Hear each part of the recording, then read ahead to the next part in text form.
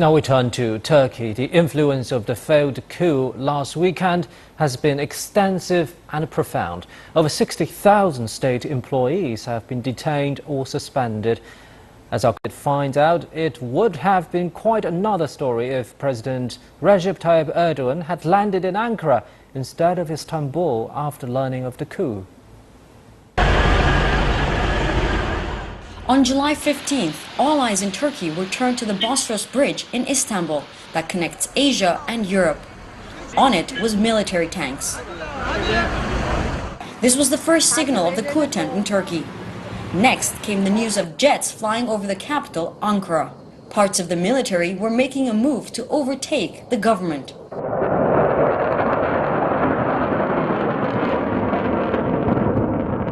The Turkish president, who was on vacation, had quickly gotten on a plane and had to make a decision. Travel to the heart of the government, Ankara, or to the heart of the nation, Istanbul. He decided to go to Istanbul, where he was once mayor during the early stages of his political career. But the choice was also related to security.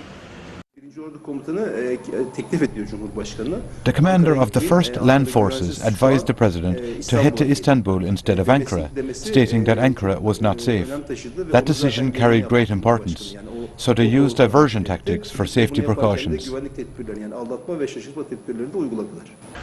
That decision may have been a turning point in the coup. The president also made another vital move. He called on the people to take the streets, to block the military. And so they did. When he landed in Istanbul, thousands of ruling Justice and Development Party supporters were at his command, literally ready to die for their cause. They would not allow a military coup to happen.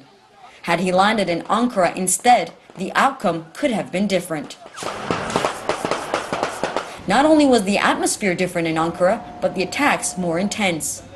Government and police offices were targeted by coup plotters. This police headquarters in Ankara was one of the most critical locations that was attacked during the coup attempt. It was one of the places that was attacked first. It was hit by soldiers, tanks, helicopters and jets. The destruction was devastating. Over 200 people were killed on the evening of the coup attempt. The government emphasized it will not be forgotten.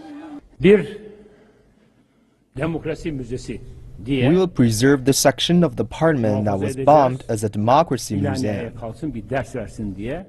Since that evening, the government has declared a 3-month state of emergency across the country and carried out an intense crackdown on coup plotters, who they believe are supporters of Fethullah Gülen, a Muslim cleric believed to be the mastermind of the attempted coup.